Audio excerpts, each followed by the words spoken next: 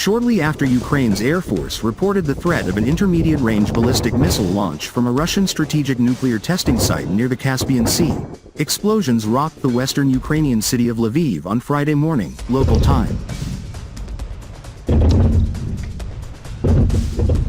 Mayor Andriy Sadovy confirmed the attack, and Regional Governor Maxim Kozitsky identified the target as a critical infrastructure facility. According to local media reports, the intended targets were likely the Stry gas field and gas storage facility. While the specific weapon used remains unconfirmed at the time of writing, early evidence points to an Oreshnik ballistic missile. This is the same nuclear-capable system Russia deployed against an aerospace factory in Dnipro in November 2024.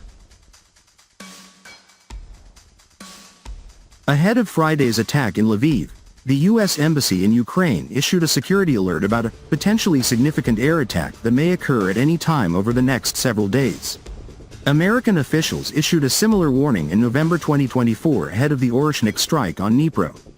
According to nuclear arms control expert Pavel Podvig, Moscow appears to be notifying Washington of Orishnik launches to fulfill its requirements under the 1988 Ballistic Missile Launch Notification Agreement.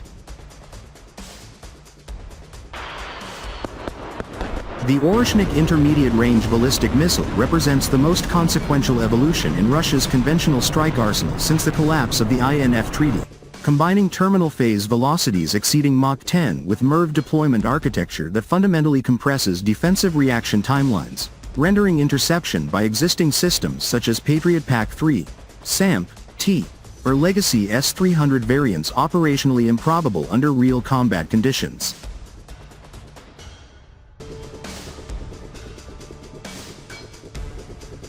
Derived from the RS-26 Rubesh lineage, Oreshnik's reported operational range of between 3,000 and 5,800 kilometers places virtually all of Europe within reach from launch sites deep inside Russian territory, a design choice that enables Moscow to conduct coercive signaling without exposing forward deployed assets, thereby reinforcing strategic depth while maintaining escalation dominance over adversaries constrained by treaty-era assumptions.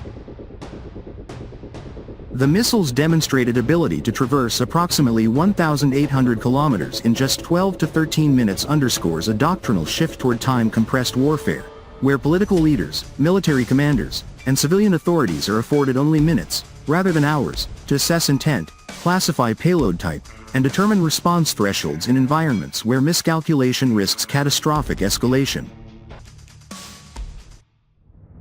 Russian President Vladimir Putin's earlier declaration that there are no means in the world today to intercept such a missile is increasingly supported by empirical battlefield evidence, as the plasma sheath generated during hypersonic re-entry disrupts radar acquisition, degrades interceptor queuing, and neutralizes engagement envelopes optimized for slower ballistic or cruise missile threats.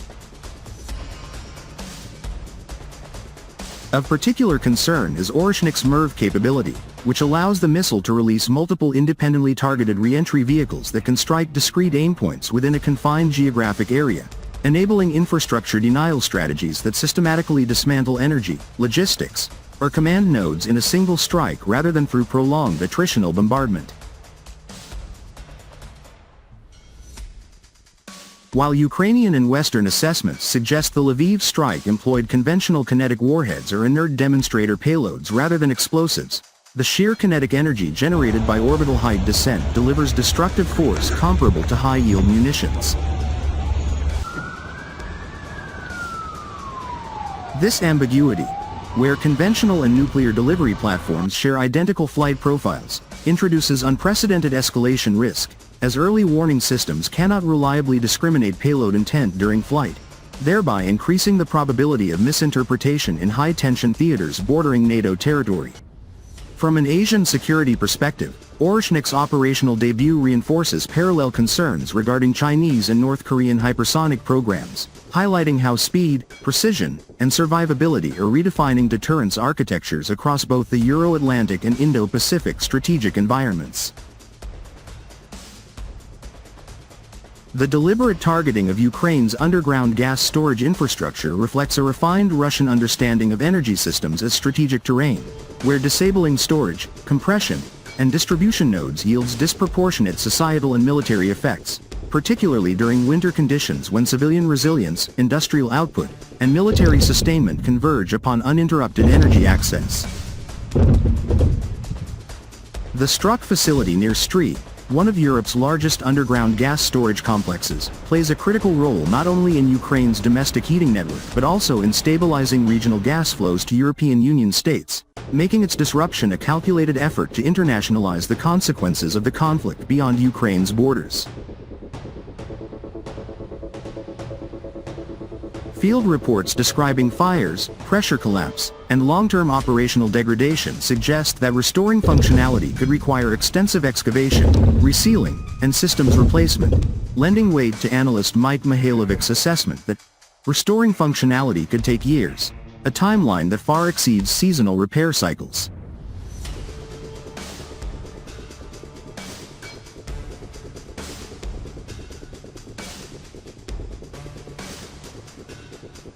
This strategy mirrors Russia's long-standing winter campaign doctrine, where repeated strikes against energy infrastructure are timed to coincide with sub-zero temperatures, amplifying humanitarian strain while forcing Ukrainian authorities to divert air defense assets away from frontline military formations toward population centers and critical utilities.